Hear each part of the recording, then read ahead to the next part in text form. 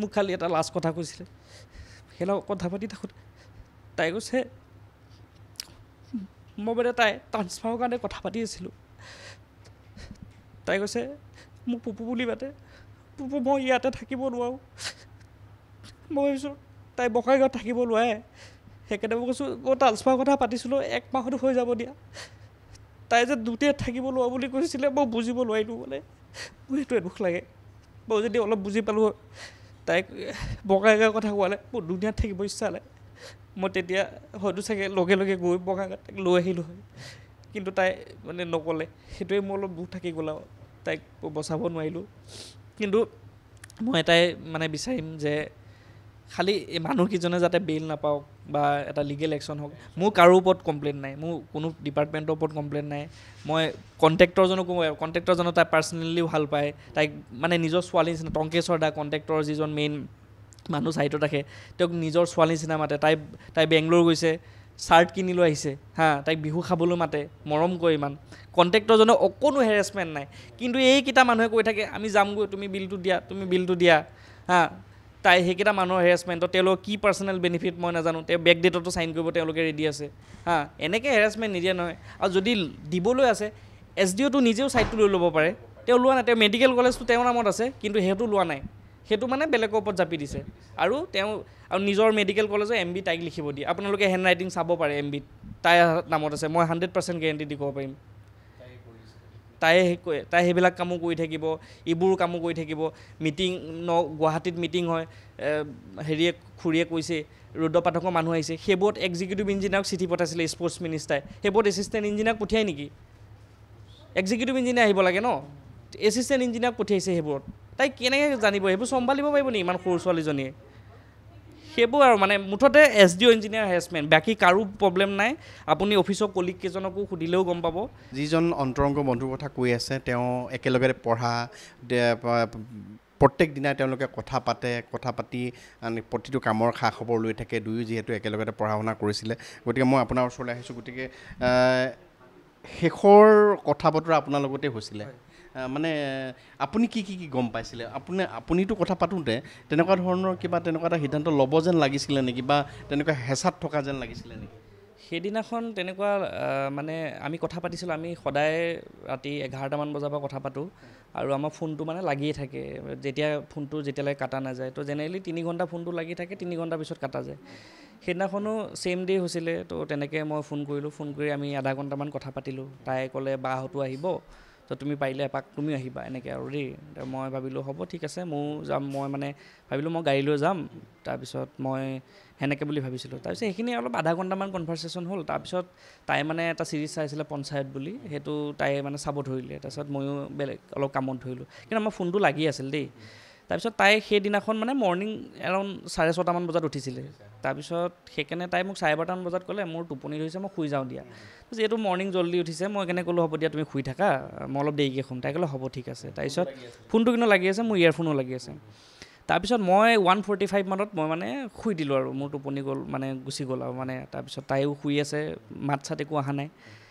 তো তাৰপিছত সেয়াই হ'ল আৰু ৰাতিপুৱা তাৰপিছত ফোন কৰোঁতে তাই উঠোৱা নাই তাৰপিছত নৰ্মেলিটো ভাবোঁ গোটেই তাৰপিছত মই ইনিচিয়েটিভ ল'লোঁ অফিচৰ মানুহ পঠালোঁ দৰ্জাখন ভগালোঁ ৰাতি তাই মোক এবাৰো কোৱা নাই বা এটা মেছেজো দিয়া নাই যে মোৰ এনেকুৱা হেৰি হৈছিলে তাই মানে হোপ চোপ চাগে এৰিয়ে দিলে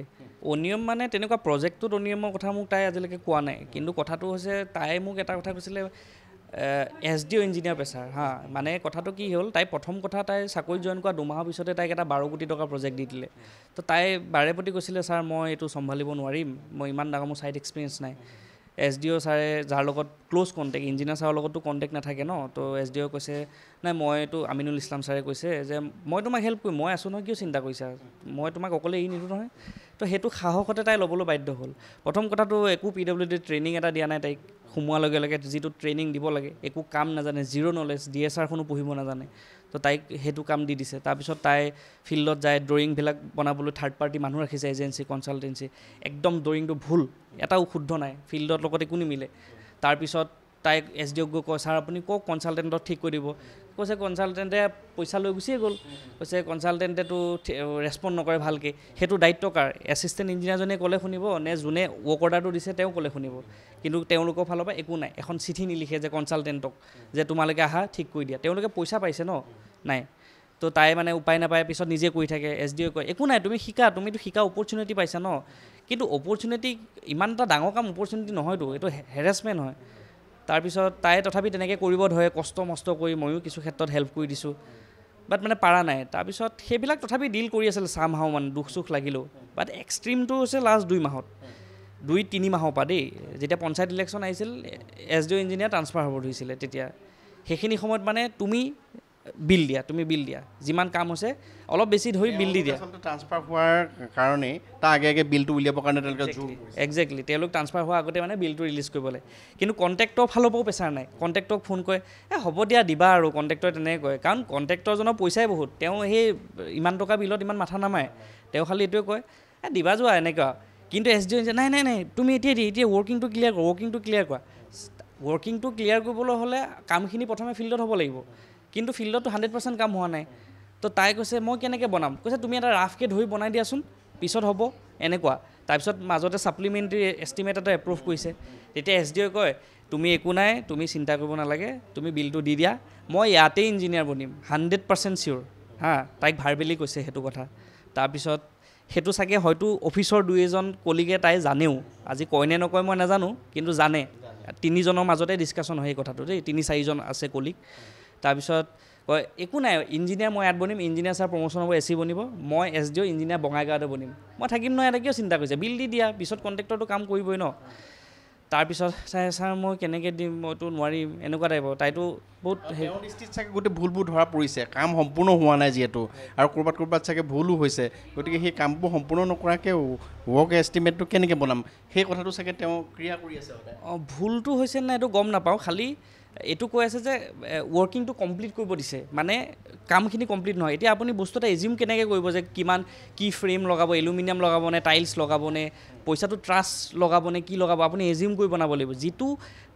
হয়তো বেলেগ এজনে পাৰিব পাৰে কিন্তু তাই সেইখিনি সময় নোৱাৰে তাই কৈছে ছাৰ মই নোৱাৰিম প্ৰজেক্টটো ছাৰ মোক মানে টেকনিকেলত দি দিয়ক মই মানে ছাইট চলাব নোৱাৰিম টেকনিকেলত তেওঁলোকে ভাৰ্গৱ জ্যোতি